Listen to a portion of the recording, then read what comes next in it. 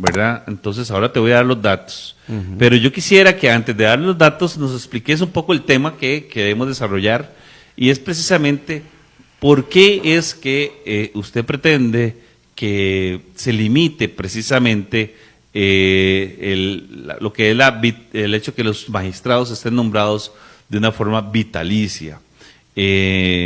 Pareciera ser que es un voto, es un proyecto de ley que podría ser popular a como podría ser impopular, ahora lo vemos. Pero desde el punto de vista suyo personal, ¿cuál es su motivación?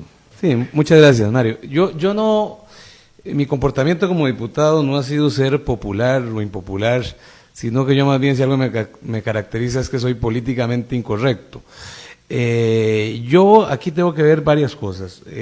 Lo primero es que el Poder Judicial, y hablando de ese monstruo que es Poder Judicial, y no sé si lo dije aquí, pero lo he repetido en varias partes, y no, la frase no es mía, es de Juan Diego Castro, cuando dijo que ya para tener todo el control de todo el país, lo único que le falta es la Federación de Fútbol y la Curia Metropolitana, porque tiene absolutamente todo.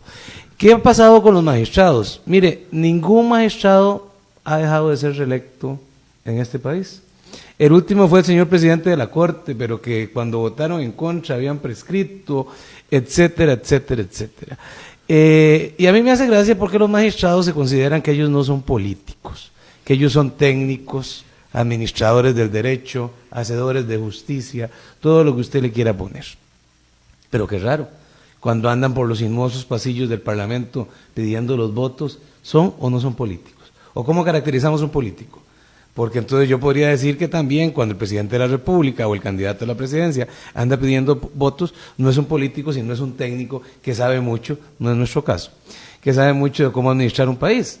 Y entonces uno se queda pensando, si el resto de políticos no son vitalicios e inamovibles de antemano, aquí la reelección no es consecutiva, no hay carrera parlamentaria, ¿por qué los magistrados sí topan con ese tipo de suerte? Y vea usted qué curioso, antes, acuérdese del último presidente que tuvo la Corte, el señor Chinchilla, ¿se acuerda que se fue a los 55 años? Por algunos problemas que tuvo ahí en la Corte. ¿Cuál país del mundo se da el lujo de que un magistrado se pensione a los 55 años? Si por tradición, más bien, en los países orientales, quienes imparten justicia son las personas de mayor edad. Y si usted ve, los magistrados de Estados Unidos son personas que difícilmente se van a encontrar a alguien menor a 70 años. ¿No? Entonces aquí uno se queda pensando, y la idea es la siguiente: vea usted que para que un magistrado no se reelija en Costa Rica, ocupa 38 votos en contra, cosa que nunca se ha dado. 38 votos en contra. Yo lo que estoy proponiendo es, no está bien, quédense 8 años, con una posibilidad de reelegirse. 8 años son 16 años, don Mario. Ya lo que usted no hizo en 16 años, hasta los matrimonios de 16 años, yo creo que ya, a como está el país, se considera un tiempo más que razonable. Entonces, ya después de eso, que le han servido al país, en 16 años se pueden retirar, pero eso sí, que para ser reelectos se ocupen 38 votos, no al contrario. Y podemos hablar, antes de cómo se compone todo este tipo de cosas, porque aquí ha habido partidos políticos que han votado las magistraturas de acuerdo a su conveniencia. ¿Y por qué usted cree que don Armando González y don Ignacio Santos estuvieron tan pendientes de la reelección del magistrado Paul Rueda Leal?